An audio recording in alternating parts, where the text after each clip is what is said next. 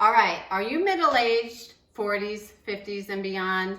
Ladies, you feel stuck, you can't lose weight, you've got belly fat you can't get rid of, and you just want to give up. I am here to tell you, you don't have to give up. You can lose the weight, you can change your body. I'm going to give you 5 things you need to change to make that happen. Stay tuned, I'll see you in a minute.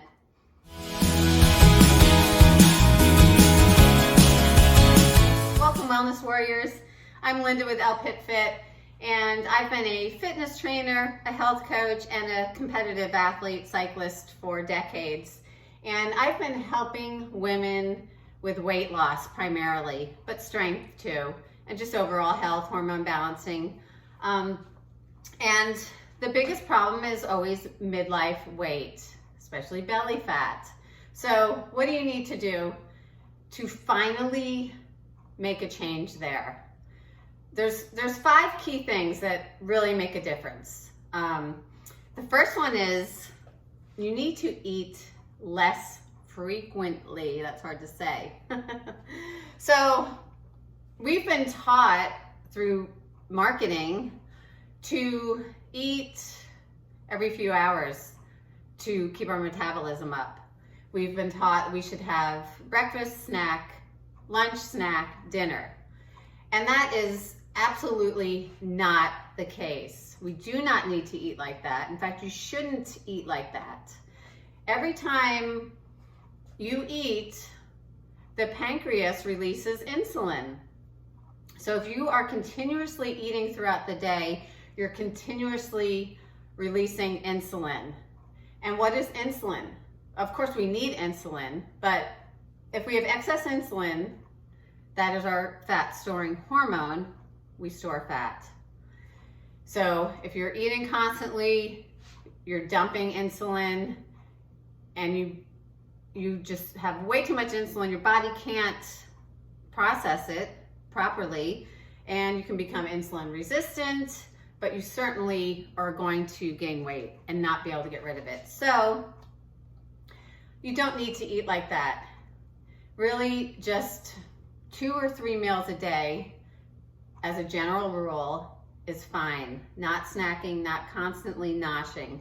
Let your body, let your pancreas rest. It doesn't need to be working nonstop like that. So eat less frequently. Your body will be happy for it. Your hormones will be very happy for it. I promise. Okay, next thing, number 2. You're eating too late. Okay, so if you're eating, I would say ideally you should stop eating about 4 hours before you go to sleep. You should have your last bite of food, nothing else. Because at night, your body needs to do what it's designed to do while you sleep, which is repair and replenish the cells.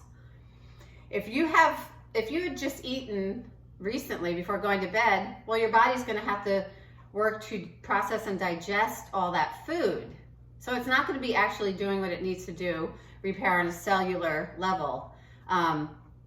You'll also sleep better if you're not eating before you go to bed. But we produce growth hormone at night as well, which we really need as we age. So if your body's just having to work so hard to digest and process food, it's not going to be able to adequately produce growth hormone or to properly restore your cells. You're going to store the calories because we don't need calories at night. To sleep, we do not need any calories. In fact, our body has anywhere between 30 to 100,000 stored calories, depending on your size, your age, your metabolism, all the time. So we need to tap into those stored calories. If you're constantly feeding, we never tap into those stored calories. We have plenty to sustain us, I promise. Number 3, you may not like this one, but ladies, stop eating like your spouse.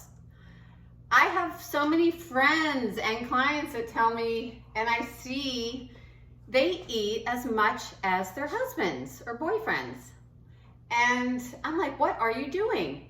And it's they proudly will eat the same large meal when they go out to dinner as their spouse, or even when they cook at home. They'll eat as much as he does.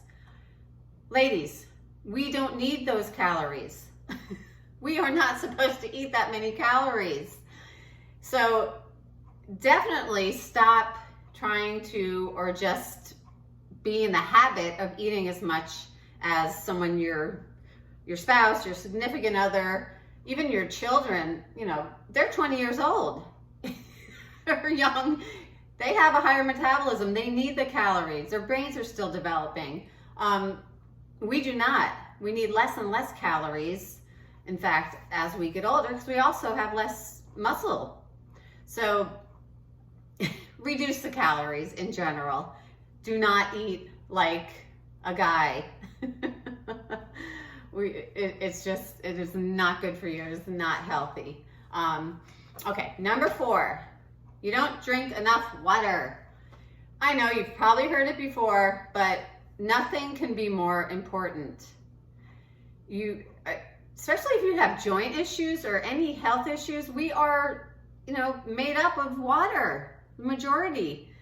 Our joints need fluid and water to operate properly. It is so unhealthy to go around dehydrated. At least shoot for half your body weight in ounces. I say much, much higher. I drink easily 1 gallon a day, but it keeps you full. It helps control your appetite. It helps increase your metabolism. It cleanses the body of toxins. It cleanses the liver. And bonus, it gets you off the chair, because you have to go to the bathroom all the time. So it helps you from sitting so much, especially these days, COVID days. Everybody's sitting way too much. So if you're just constantly drinking water, as soon as your container's empty, refill it. I have a 32-ounce jug, in fact. Here it is. 32 ounces. Every time this is empty, I refill it. And I'm chugging on this all day long. So, excuse me. You should do the same. Get a large container, not just a small glass or something. And finally, the one no one wants to hear, I know, especially my clients, too much alcohol. Also, especially COVID days.